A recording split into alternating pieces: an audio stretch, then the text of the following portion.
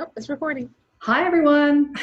I'm Jennifer Coons, one of the reference librarians at the Haverford Township Free Library, with your weekly lunch with a librarian. Today, we have Rashay, our wonderful children's librarian, and I'm going to be asking her some questions. We're going to be getting to know her a little bit more.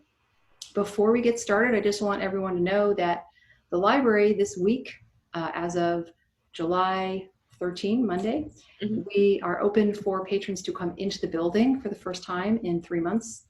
And we're happy to see you. It's a decreased um, population in the building. I'm not finding the right words to say, but not as many people as usual. So we're allowing 20 people at a time, which seems to have been fine so far. And we're requiring that everyone wear a face mask when they come in. And so we're excited that you can come into the library again and browse for books, especially kids who can look at those books and touch them and open them up and see if they want to take them out. So anyway, here we are with Rashay, and I'm going to start asking her some questions so we can all get to know Rashay a little better. Yes. So the first question I want to ask you is, so was your decision to become a librarian like one aha moment, or was it a gradual process that you grew into? Um, so I have a couple. There's a couple stories for how I got to where I am today. The first one that I tell people is that library saved my life.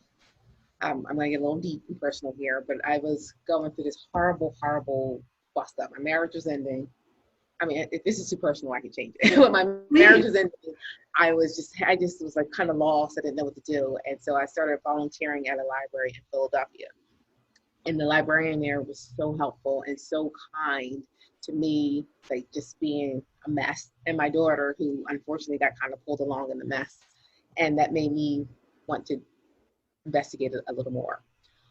Speaking of my daughter, I wanted to do something with education because when she was little, we thought she had this genetic disorder, and I was like obsessed with making sure she was not left behind. So I met a friend who also worked in the free library and a woman who I've become very close friends with, and she was part of a program called Books Aloud, and I just loved how she loved books and reading and education. And I thought, I want to do that. I want to be that person who I love books. Don't get me wrong. I was always a kid who, like, when I got in trouble as a kid, my punishment was to go outside and play.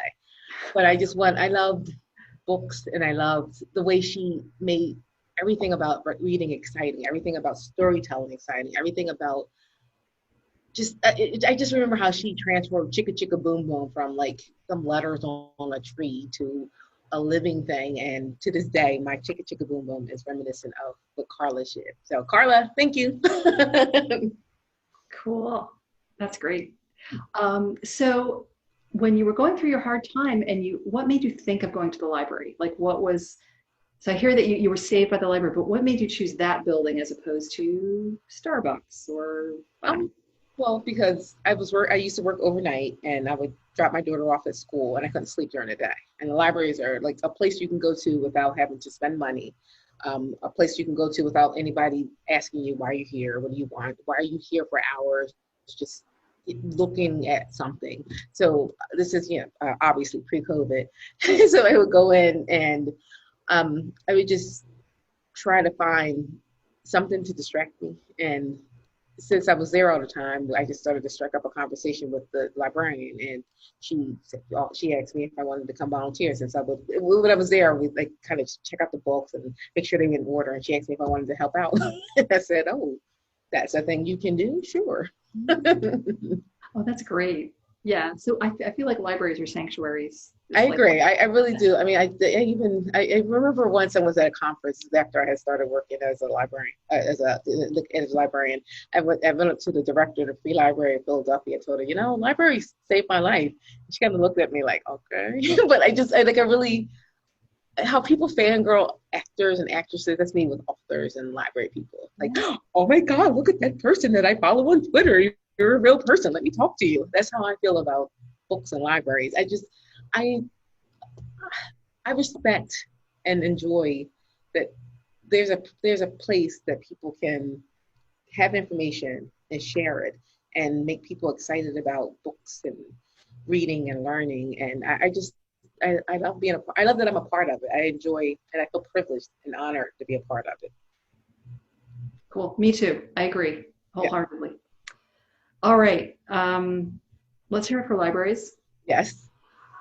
So, speaking of books, do you have a favorite genre, or do you kind of like most books? Is there a particular favorite title that you love? You know, I don't know. I've been thinking. I think about it a lot because while you're off. Well, not I shouldn't say while I'm off, but during COVID, since more people were at home, I kept getting tagged and like, tell us about your 10 favorite books or what book house are you in or whatever.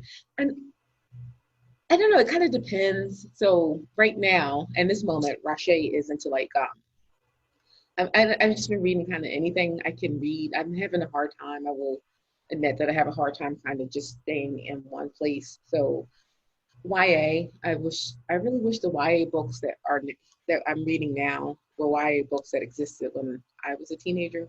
Mm. I read Sweet Valley High because I'm a twin, and of course I did.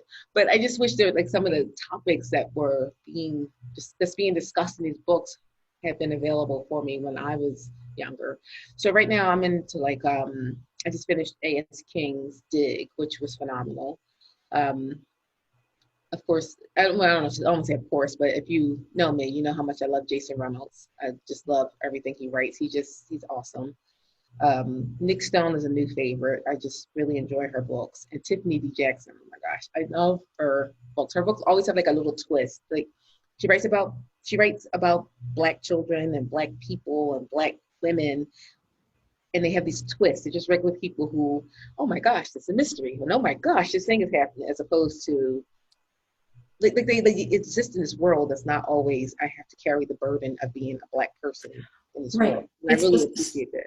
Right. It's just a story about a person. Yes, it's just a story about a person. Oh my gosh, they happen to be Black. So I love that, and I wish. It was around. I guess it probably was around when I was younger. I just didn't know where to look for, how to look for it. I was more aware of it as my daughter was a teenager. She's a young adult now, but I appreciate that it's available for me to read now as an adult, so I can read it and reflect and think about, my life and how I can touch lives of people who I meet and interact with. Yeah, cool. And actually, I don't know if you follow on Instagram, Black librarians. There are like a lot of Black librarian groups, and that's how I'm getting to know new titles. Like that isn't just about the burden. Yes, yeah, it just makes it. I mean, don't get me wrong. I feel like there's space, and there's definitely work to be done, because right now everything is so vocal and everything is publicized and it's on the news, but it's not just the hashtag that's going to be forgotten. But I feel like in between from now into the next outrage, we collectively, the universe, the world, we need chances and opportunities to be educated, to be made aware. And when I say educated, to be made aware, to have it known that just Black people are not a monolith. We're not just that one thing that you think. We are people who dream and bleed and love and are. And I love that there's opportunity and places and spaces for all of that to exist while we fight for rights and fight for equality and fight to be educated properly. Yeah, totally. Cool. Tell me the name of the author again. Her name is Tiffany D Jackson. Her newest book is called, actually, it hasn't come out yet, but it's called Grown. I'm reading that through through Edelweiss. But I just finished Let Me Hear a Rhyme. She has a book called Monday's Not Coming, and her first book is called Allegedly. We have those here at the library, and they are excellent. Okay. Tiffany D Jackson. Tiffany D Jackson. Yes. Thank you. You're welcome. I just found a new author. All right. Okay. So speaking of books, is there any particular, do you like to read fantasy or science fiction or? So like I know like people's like what Hogwarts house are you in? Don't get me wrong, I loved Harry Potter. I just remember I was so I was pregnant with my daughter when Harry Potter like first became a thing, and I just remember we went to go visit my sister, and I'm like reading these books, and she said, "I can't believe we're reading Harry Potter," but it was just fantastic. At the time, it was new, it was different, and it was just wonderful. It was just this whole wonderful world. But I'm not like I got to be in a house. So I have a Gryffindor scarf, but that's it. Where's Gryffindor? So I just Gryffindor because that was the scarf. But I don't have like I don't know. I do like fantasy. I do like sci-fi. I've been reading Octavia Butler, and Right. I just love Parable of the Sower, and Parable of the Talents, the sequel. I love Kindred. And I just started to take a jump. My newest fantasy book that I'm reading is inspired by, well, not inspired, excuse me, it's the basis for the Witcher series that's on Netflix. And please don't ask me to say his name because I cannot think of an author's name. But Okay. I'm reading the first book from the Witcher series. The Witcher is about this guy who's like I don't even know how to describe it. He has powers, and he is kind of I don't know that he's immortal, but he kind of goes around and helps people out while he's trying to figure out. He was cursed as a child, and he goes around and helps Oh, people. I heard about that. Henry Cavill plays him on the Netflix series, and after months, I finally got a copy of the book. So I haven't had a chance to start it, but I plan to start that this week. You read a lot, Rashay. You read a lot more than I do. I'm Well, very impressed. To be fair, so let me plug this a bit. No, to be fair, I run. So when I run, if I'm running by myself, I listen to a book. When I have a garden at home. It's not the best because I neglect it sometimes. But I listen to a book while I'm gardening, and then at home I've been really trying to be intentional about what I do at home. So I try to put on a book. So that's why I can get so much in, because I'm not, my go-to used to be like to come home and just veg out in front of TV for hours. But now I'm trying to be more intentional with my time. So I'll listen to a book. But that means my family's listening to that book with me. When I run, I listen to a couple chapters or a couple pages. So I try to get it in, because I don't know, I feel like I feel like life is like little seasons, and I'm on the season of trying to read it a little bit more. I don't know. Yeah. So, folks, being intentional with your time helps you to read more and thus open your mind to ideas and worlds beyond what you would have ever imagined. Yes, I will say yes. Cool. So I guess I got a little bit hint of what you like to do when you're not in the library or doing virtual story times. You run? Yes, I do run. So yeah, I started about a year or so ago. About a year or so ago, I had went to a book conference in New York, and I was so sore after carrying around like 60 pounds of books. Because if you've ever gone to Book Expo, you can literally be walking down the aisle and people throw books at you. Please take this book, this new author, et cetera, et cetera.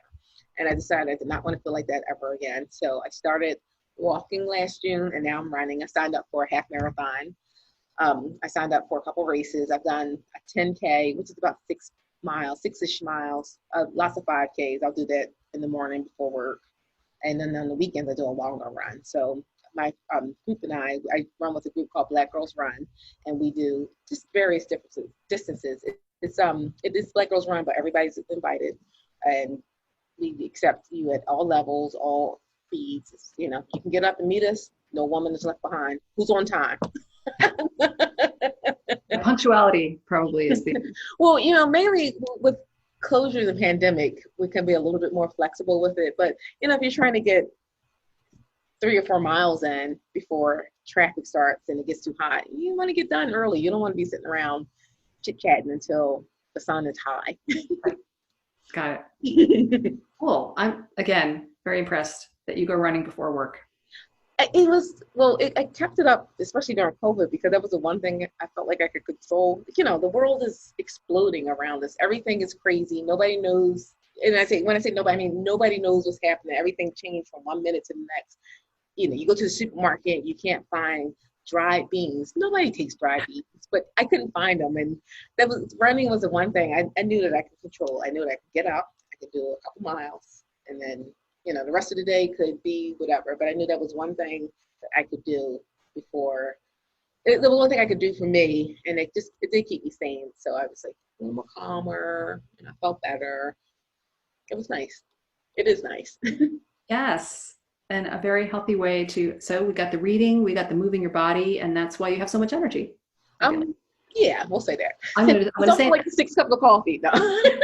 Well, that'll help. That'll boost. Give a little boost too. Cool. What made you start running? What made you interested in? I always wanted to be a runner. So when I was growing up, I grew up in a family mostly full of women. And like my grandmother was a person who was like, girls do this, girls don't do this, girls don't do this. And I always thought that was like, I don't know, like not to be all, I just thought I wasn't a runner. I'll just say that. I just thought I wasn't a runner. But as I got older, that was something that you could do without having to buy a lot of equipment. That was something that you could do without having to go to a gym. It was something that just seemed accessible for anybody. All I needed was some decent sneakers. You have to have decent sneakers. If you try to run in some Bobos, no. But you need to have decent sneakers, some decent, you could just pretty much wear just shorts and a t-shirt or leggings and a t-shirt and go. And as I've progressed, I have gotten like, I'm a little snobby. I'm like, no, I need the shirt that's going to wick the moisture from me. But it was just seriously, sneakers and you could go. And it was just, I don't know, I just like to see what I can do. Like, I just like to be able to push myself and just be able to, I never thought I would be this person, but like, yes, I'm out there, like all is gone. If I had a bad night, that's gone. If I'm struggling with something, I can leave that go for an hour, 30 minutes, an hour. And then when I come back, it's not quite as heavy as it was before. And it just helps to have that space and that release. Cool. That's awesome. That's awesome. Something I'd like to start doing. I go for long walks, like really long walks and hikes, maybe 11, 12 miles, but I know that takes a lot of time. And that if I could like squeegee it into a shorter thing, like a run, it would be more time effective.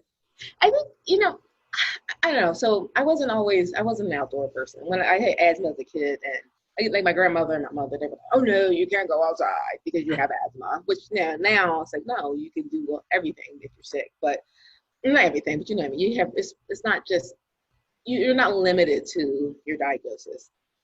But I never was an outdoor person, but now I can't imagine, I kind of want to do a hike, but I don't know. So maybe that's something we need to talk about, because I don't know how to get started with hike. I don't know. Hike to me is like, what? It's going to be a bear that eats me. No, it depends on where you go. And if we're like getting rid of their habitat too much, then they might come out and say, that's a city girl me. Like I grew up in Philadelphia. I live in Philadelphia now. So my city girlness, if that's a thing, is like, like running is more accessible because you run on the sidewalk, you run in the street, but a hike is like animal. What? Yeah. I mean, so there's hikes in woods, and then there's also, you could do like a city hike. I like doing, metropolitan hikes. Did I tell you about I told you about the 32, I'm sorry, we're going to go off on a little tangent. No, tell me, please. There's a walk around Manhattan that's done every year, but it wasn't done this year because of COVID. It's a 32-mile around the perimeter of Manhattan Island. Interesting. It's so cool because there are things to look at. Like I like being in the woods, like that's nice, but I like being in a city more because there's just more. You go through all these neighborhoods and you're on the river. You're on, a lot of times you're on the water, you're on the East River, then you're on the Hudson a little bit. That sounds amazing. So it's really cool. So now there's in one of my virtual run groups, because of COVID, everything's been moved online. One of the runners, he did a run. It took him, I think he said 23 hours, and he ran the perimeter of Philadelphia, which is about 76 miles.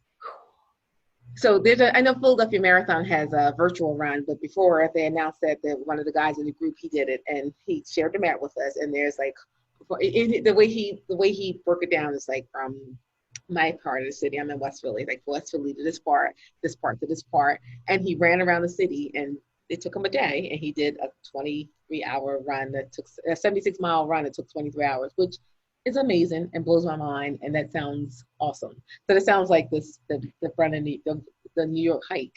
It's making me think that maybe we could do a Philly. We couldn't do it in a day, but we could. I definitely would not even try to do it in a day. But I was like, that would be kind of cool to like meet up and do part, then do the next part, and then the next part. Yeah, Yeah. I'm okay with doing it in pieces. All right. All right. We'll have to talk later about that. Yes.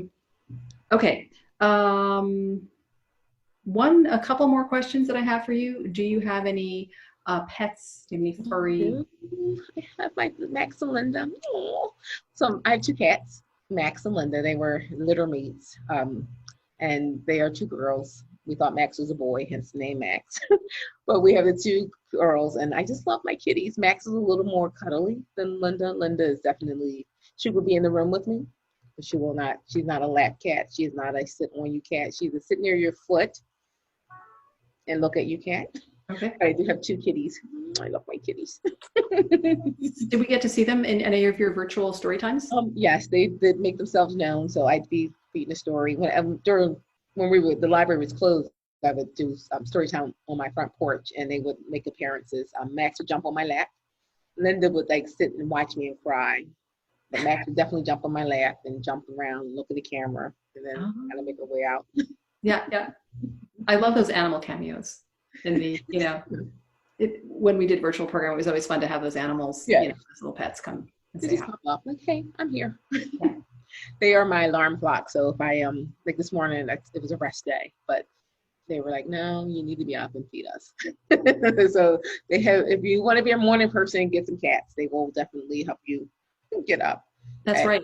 Oftentimes they go on your bed and walk on your face, right? Yes. Or they like, yes. They like to walk. Even Linda, who does not like to be near me, she will get on the bed and cry and they sit in front of me. Yeah. Yes, I remember. I used to have cats, and I remember that very well. Yeah. Okay.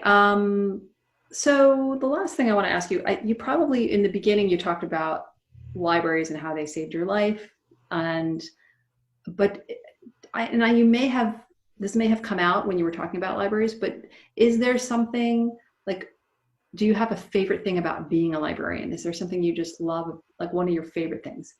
Like I said, the library was such a good place for me when I needed it. And I always want to do that for everyone else. When I started at Lansdowne Library, and it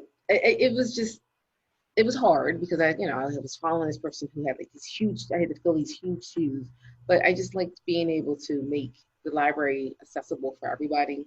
I think there's a lot of barriers sometimes for education, for learning, for just existing. And I know it sounds like, I don't know, this is America, the land of opportunity, but sometimes I think those opportunities can be, there's some barriers to get to that opportunity. And I just like being a place that people can get started. Or just like, I don't know, I just want everybody to have that same kind of love of learning and reading and that want of knowledge. And not necessarily like degree knowledge, just the knowledge of the idea of wanting to know more and be more and get more. And I just like that a library allows that, be it print, be it digital, be it just the resources that we have. And I just enjoy that I can be a part of making that possible for other people. Me too. Yeah. And it's opportunity. I feel like it's the one, in a way, equalizer, like depending on your neighborhood, maybe some neighborhoods have more resources than others, but it is the place where anybody, as long as they follow certain behavioral rules and regulations, anyone can come in. I also feel like to kind of piggyback on what you said, I just feel like, yes, different neighborhoods have different resources, but I also feel like it's up to us as the library people to make it accessible and to make it easy for people. So that's why, like with our digital programs, I appreciate that. Yes, it's for Haverford Township Free Library residents and users, the community, but it's also available to the world if they so desire. And I just think that it's something that I think it's important that we share information, that we share the good information that we have, that we share the good information that we have, that people are able to access our information. And I feel like it's just a place where you can keep learning. So, where I am today, my day, Monday through Friday and every fourth Saturday, my time at the library is how it's supposed to be. But I feel like those two days are the same because today I'm learning something, but tomorrow I can use that information and twist it a little bit to make it better for the next person, adapt it a little bit to make it different for, for me and how I just feel like it's just such a fluid position. It's never the same, and it always changes, but it's a good change. It's a good change. It's more than books, but it's just a start in a building, and I just love that I am part of this world where I can make not should say make, but I can allow people to have and get information. Yes, you're an ambassador of lifelong learning. Yes, yes, I am. I will proudly wear my ambassador of lifelong learning. I need a button that says that, ambassador of lifelong learning. Yeah, I could need a t-shirt because I do like t-shirts, even though I don't wear them to work. But a running t-shirt. yeah, that does that. Wicks away the moisture, right? Yeah, you reminded me of something that I think is really cool about libraries, which is that most libraries in this country, and depending on the other countries, but just because it's in your neighborhood, like you can walk into any library and pretty much use most of their resources. And even if you don't live in the neighborhood, you can just go in. And that's one of my favorite nerdy things to do when I travel, is to just find the library, check it out. No pun intended, but maybe. So anyway, and just go in and see how cool it is and see how it reflects the community that it serves. And I feel like, when I first started here, when I first started here at Haverford, I forget who I was talking to. I was talking to Patty, I think, who's the circulation manager, and we were talking about the welcome kits, and she said that we were talking about, I forget what the conversation was about. I do remember her saying that one thing people have said is that when they move, they come to the library and get a card, and I just thought, how is that? Like, how great is that? So, when I was a hot mess mom and I was going through if I had known, I kind of knew all about libraries, but I don't know that libraries have transformed so much in the last 20 years. But if I want somebody to have that experience that I may not have had or may not have known about, where they can go and get resources and not feel so isolated and not feel so lost and not feel so messy, hot mess. And I feel like a library is that place you can do it. Again, you don't have to pay money. I mean, you're fine. You can find, yes. But, you get access to so many resources. You get access to, I like to say you try it before you buy it, because there's been plenty of books that I get here that I'm thinking, oh my God, this is great. I need this for my own collection. Plenty of movies. Just plenty of resources that you can get. And I just feel like a library allows all of that kind of exploration of who do I want to be, or who am I, who do I want to learn about, without breaking the bank. And yes, some libraries have more, but the beautiful part is you can visit your local library and they will find a way to give you access to that more if they're able to. Right. Yeah. Totally. And and then you just have just cool people to work with. Jennifer, you're awesome. No, you are awesome, but you get to know people who, I don't have to be an expert in everything, but there's experts in everything here that people that you have access to. You have access to these experts, and I just think it's awesome. You can go and I can talk to this person about this and that person about that, and not just because it's your job you help me, but because you have a passion for it. And it's just amazing that this exists. Yes, I think that's one of my favorite things about being a librarian is the community of librarians, the professional colleagues who have become, many who have become friends also. Yes. And they're just the coolest people, and I agree. And helpful people. So they're great. Well, this has been great. Oh, good. I'm sorry. I feel like I talked I just yabbered on for a half hour. This was your this was the purpose. It was for you to yammer on. So you fulfilled your purpose for this lunch with a librarian, even though it's not necessarily lunchtime right now, but I do have my water bottle, so. Okay. So I am going to take a sip, because if you know me, you know I'm always parched. Okay. It's that running. That is my phone. Sorry. It's okay. If I was home, there would be in the background. Well, she's a teenager. She's a young adult. There would be a young adult. Cat's crying. My partner Jeff snapping his fingers and so it's okay. I feel like organized chaos is my life. Yes, and my husband actually walked in the room and it's because I left something on the stove, and I hope it's not burning, and he probably wanted to tell me. Oh But no. we'll talk about that in a few minutes. So it was lovely getting to know you more and listening to you talk about libraries and how great they are, and a little bit about yourself. And PR for Haverford. Just again, this was Lunch with the Librarian, speaking with Roche, our children's librarian, our manager of the Youth Services Department. And another PR announcement that the library is open for patrons to come in to your sanctuary. We are limiting the number of people who can come in at this time. Mm-hmm. And we are also asking that everyone protect your community members by wearing a face mask when you come in. And what else? Yeah, we're open. Yes, there you go. Modeling this beautiful face mask. So today is Thursday. Tomorrow, Friday, will be open from 10 to 5. Saturday, 10 to 5. Monday through Wednesday, 10 to 8. Thursday, 10 to 6. Friday, 10 to 5, and so on. Yeah. So that is as of now. Things are changing all the time, and we will let you know if you come to our website. You'll find information there that's updated. Okay, well, with that, I'm going to say goodbye. Thanks, Roche. You're welcome. Bye-bye. Goodbye. See ya.